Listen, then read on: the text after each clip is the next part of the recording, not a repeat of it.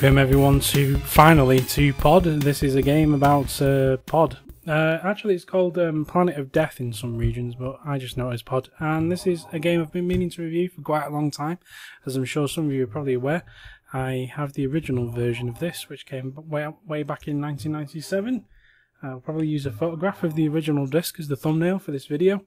But this version is an updated version from Good Old Games, because I could never get that version to run.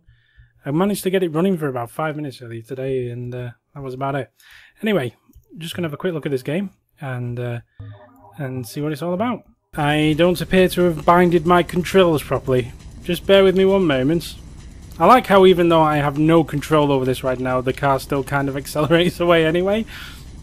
And it seems to just be getting faster. And is this purely momentum of being on the hill? Okay.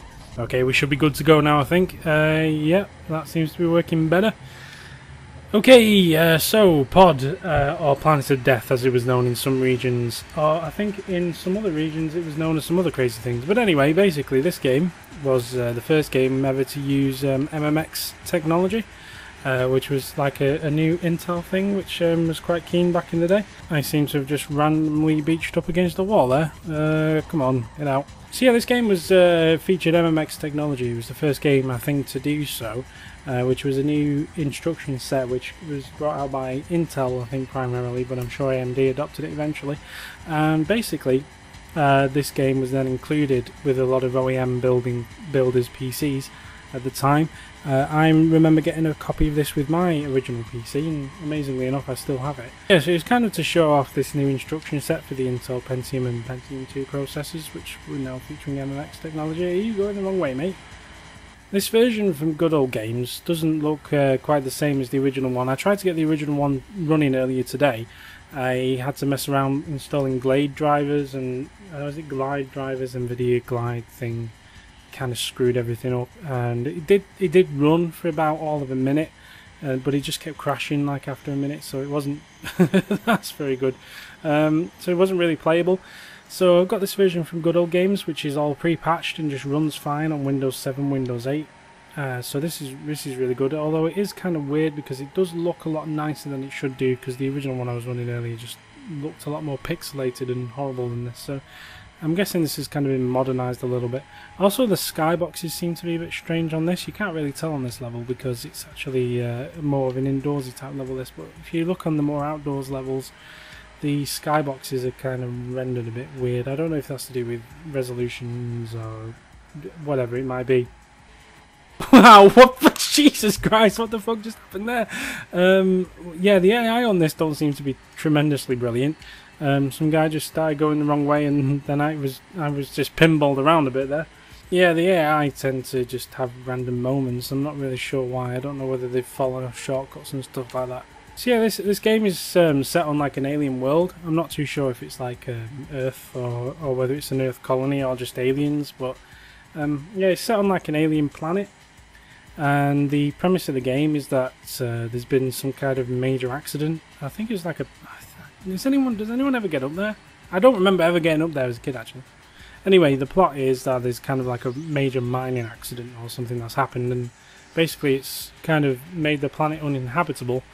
Most of the civilization have gotten away in escape pods, but basically the few people who were left behind are now racing each other in a tournament to try and find like who's going to get the last ship, because there's like one escape ship left.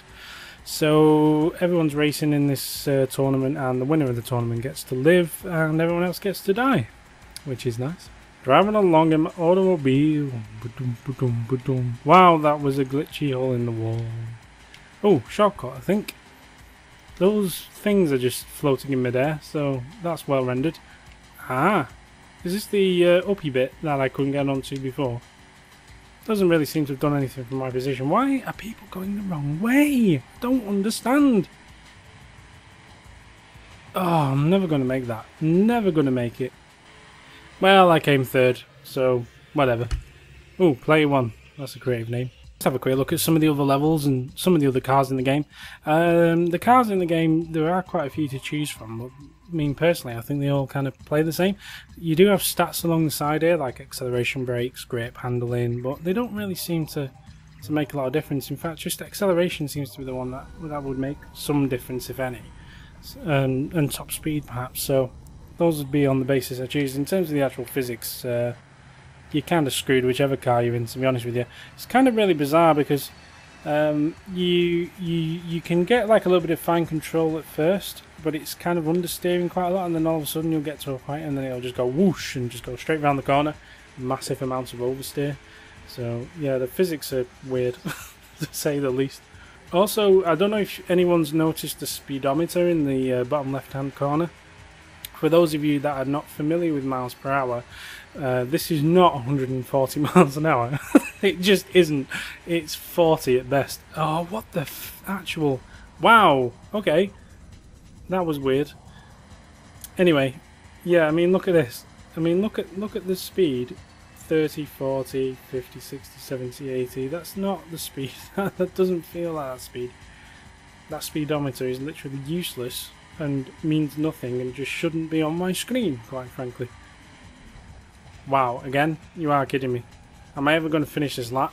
So, a couple of interesting facts about this game. It was developed and released by Ubisoft. There was a sequel called Pod 2. I'm going the wrong way now, apparently. I'm going in circles. Well done. There was a sequel called Pod 2 which came out for the Sega Dreamcast, which was interesting because nobody ever played it, but it did have SegaNet support, so you could play that online. This did have an online feature as well. I never got it to work. You could play either over a serial cable. God, fuck, I nearly made it then. Anyway, as I was saying before, I was rudely interrupted by bad physics and level design. Jesus Christ, the crash physics are a bit bizarre as well. Yeah, a little bit odd, a little bit farm simulator, to be honest. Yeah, no, I was saying that there was a version. Oh no, this version can play online. I wish they would stop doing that. This version will play online, but it's either over a serial cable, which I never had. Well, I didn't have two computers. I did have a serial cable. You could either play over a LAN, or you could play online through dial-up modem. Never really tried any of those, and none of those features really work now either. I guess you could get it to work like if you had Tungle or something like that, but finding two people with Pod who want to go through the process of installing Tungle to play online is probably quite rare, so don't expect to be actually playing online if you get this game. That being said, the single player campaign is actually not too bad.